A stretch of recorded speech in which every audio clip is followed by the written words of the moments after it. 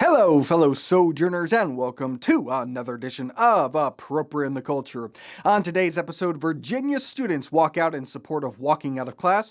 Also, something about trans rights. I don't know, I wasn't paying attention. Also, the Supreme Court decides that a Jewish university must allow LGBT clubs on its campus while the case is ongoing, and we discuss the modern Christian approach to sending our children to public education. I'm Pastor Shane. I'll be your club president today as we appropriate some culture.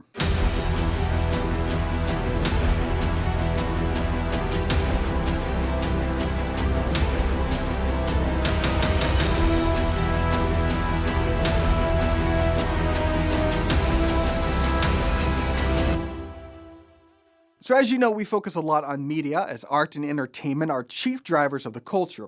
But the media is not the exclusive cultural influencer. As we've always said, one of the most important influencers is public education.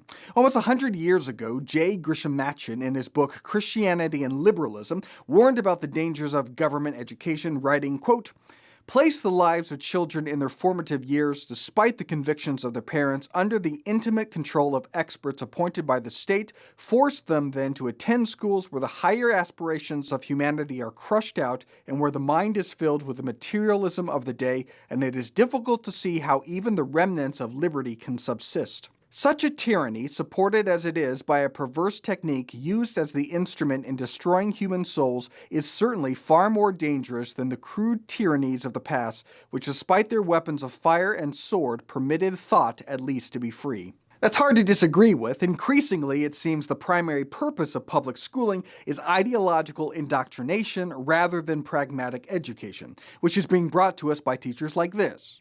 So I was a 7th grade civics teacher, government teacher, and she is an elementary school teacher. What year did we get our independence? 17 something. We're teachers. I actually don't teach what's in our curriculum. I'm teaching children social studies that's not in our curriculum, teaching them things about how to be an anti-racist. I taught them about protesting. I taught them about Black Lives Matter. Now, she may be an outlier, but looking at test scores, probably not. Let's check in on the state of American education in a new segment we're calling Let's Check In on American Education. How many moons does the Earth have? 6. Yes. Do you know how many people are in the USA? 3 billion? Yes. Do you know who fought in the Civil War? Who fought in the Civil War? Yeah. It was us against the Soviets. Yes. Do you know how many states there are? There's a star for each state, so 51. Yes. How many states make up the United States? Around how many? 13. Yes. Do you know how many stars are on the US flag? 50. Do you know what the stars stand for? No. Take a guess.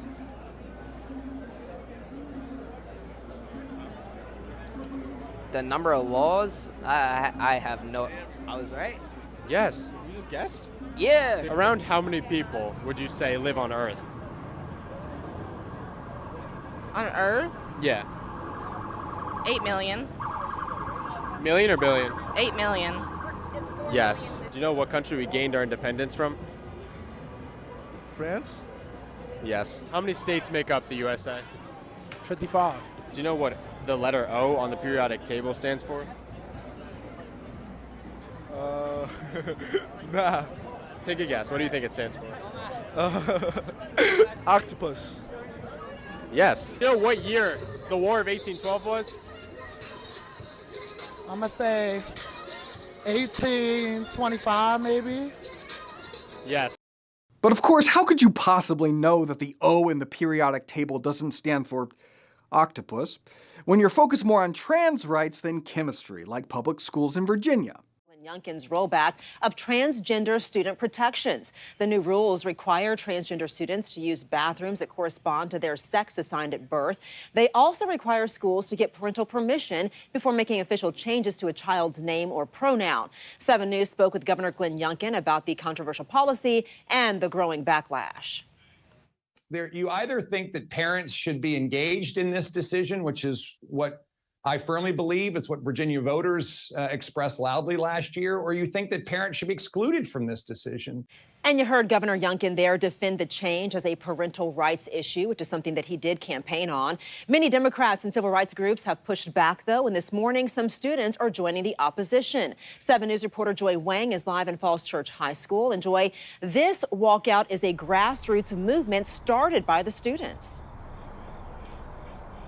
Yeah, right here in Fairfax County, actually. I talked to a couple of students who go to school here in the district. We are talking about the Pride Liberation Project, and it's made up of students hoping to bring attention to concerns to the LGBTQIA community. Now, we do want to mention that the number of students I spoke with said that they are very concerned about this proposed policy, thinking it will not only impact the safety of students, but the mental health of the students and teachers around them. And that was after they walked out to protest the overturning of Roe v. Wade.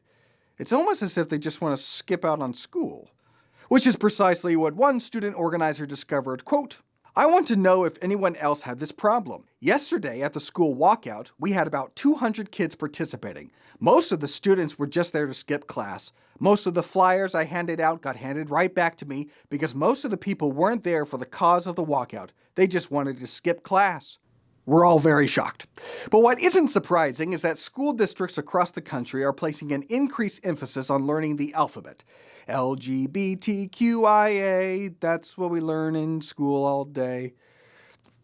Writer and journalist Christopher Rufo got a hold of documents put out by the Los Angeles Unified School District, and here's what he found. The materials include a wide range of conferences, presentations, curricula, teacher training programs, adult-driven gender and sexuality clubs, and school-sponsored protests. In a week-long conference last fall titled Standing with LGBTQ+ Students, Staff, and Families, administrators hosted workshops with presentations on breaking the gender binary, providing children with free gender-affirming clothing, understanding what your queer middle schooler wants you to know, and producing counter-narratives against the master narrative of the mainstream white, cis, hetero-patriarchy society. The narrative follows the standard academic slop. White, cisgender, heterosexual men have built a repressive social structure, divided the world into the false binary of man and woman, and used this myth to oppress racial and sexual minorities. Religion, too, is a mechanism of repression. During the conference, the district highlighted how teachers can respond to religious objections to gender ideology and promoted materials on how students can be Muslim and trans. That doesn't seem that hard. I have a beard and I think I could pull off a burqa. Ooh, who's that sexy ghost? Of course, they don't mean that kind of Muslim. They mean a Muslim that doesn't adhere to Islam. Rufo continues, in another training program titled Queering Culture and Race, the Human Relations Diversity and Equity Office encouraged teachers to adopt the principle of intersectionality, a key tenet of critical race theory, and apply it to the classroom. First, administrators asked teachers to identify themselves by race, gender, and sexual orientation, and to consider their position on the identity hierarchy. The district then encouraged teachers to avoid gendered expressions in the classroom, including boys and girls and ladies and gentlemen, which, according to queer theory, are vestiges of the oppressive gender binary. Administrators also warned teachers that they might have to work against the families of their minority students, especially black students, regarding sexuality. The black community often holds rigid and traditional views of sexual orientation and gender expression, the presenters claimed. Black LGBTQ youth experience homophobia and transphobia from their familial communities. That's the Los Angeles Unified School District actively seeking to undermine the values of traditionalist religious communities and families. But at least the Los Angeles Unified School District is academically #1 in the state. I'm kidding. No, they're constantly below the state average in math, reading proficiency, and graduation rates. But it's fine if the test scores continue to plummet, so long as the ideology is promulgated. And the values of our culture are corrupting not just our public institutions, but also religious institutions as well. Take, for instance, Yeshiva University, which is an Orthodox Jewish university. 4 current and former students with the YU Pride Alliance filed suit in Manhattan Superior Court last April, after the college denied multiple requests to register the group as a student club. 4 current and former students? Is that 8 people total? Or do you mean 4 total both among current and former students. Also, former students? Oh man, I really hate the club situation at the college I don't go to. And speaking of former students in colleges, my alma mater, Biola University, filed briefs in support of Yeshiva University. Didn't hear a peep from Azusa. But alas, the Supreme Court, in a 5-4 vote, refused to block a trial judge's ruling that required the university to recognize the group under New York City's anti-discrimination law. Basically, the litigation is still ongoing, but a New York court said that while the litigation is proceeding, you can't have a policy against LGBTQ clubs on your Orthodox Jewish campus. Because in America, there is only one true orthodoxy, and it supersedes your private, silly religious notions. It's the essential doctrine, and it's what we're going to teach your kids from K through 12th grade and beyond. So how do we combat this? How do we appropriate the education system? Well, here's a picture that puts forth one idea, and there are many Christians who hold to this view, that their kids are ambassadors, that they are sending their children to a hostile environment to do battle and to win it over for Christ. I don't agree with that, because I don't think that children are good warriors, either in a literal war or a spiritual one. Now, I'm not in favor of sheltering them to the extent that they never go forth into the world, no. But in their formative years, they are formed. I mean, just realistically, it's what, 6, 7 hours, Monday through Friday, of their secular spiritual formation versus what? An hour on Sunday? An hour at midweek? I want my children to be formed by my values and views, not the values and views of the state of California. And unquestionably, there are hostile forces to Christianity that are using the power of the state to indoctrinate our children in a worldview that is contrary to Christianity. So I wholeheartedly recommend getting your kids out of public schools.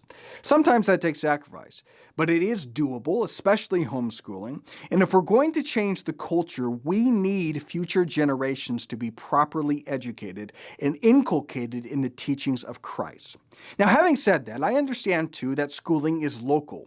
There are good schools and good teachers, and you maybe have no problem with your local public school. Okay, fair enough. But if you view your child's school as a hostile environment, then I don't think you should put your children on the front lines. Now, that doesn't mean that we just abandon our public schools. No, they need ambassadors, they need warriors. I just don't think they should be kids. We're the grown-ups. We're the mature ones. We're the ones to do battle. We need Christians in the schools, Christian teachers, Christian principals, Christian counselors, Christian superintendents, Christian board members. I think properly culturally appropriating is to pull your kids out and put yourself in. All right, well, that'll do for today. As always, if you like what we're doing here, like, subscribe, rate, review, YouTube, Facebook, Instagram, Locals, Twitter, follow, join, do all the things. And one last special thing, I'm pleased to announce the launch of a new podcast called Critically Acclaimed, which features the writings of critically acclaimed author Nathan Shane Miller. Yes!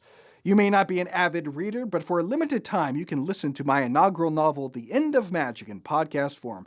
There will also be upcoming short stories and some random self-reflections on why I write what I write. So subscribe to that today, and I'll see you next week for more Appropriate in the Culture.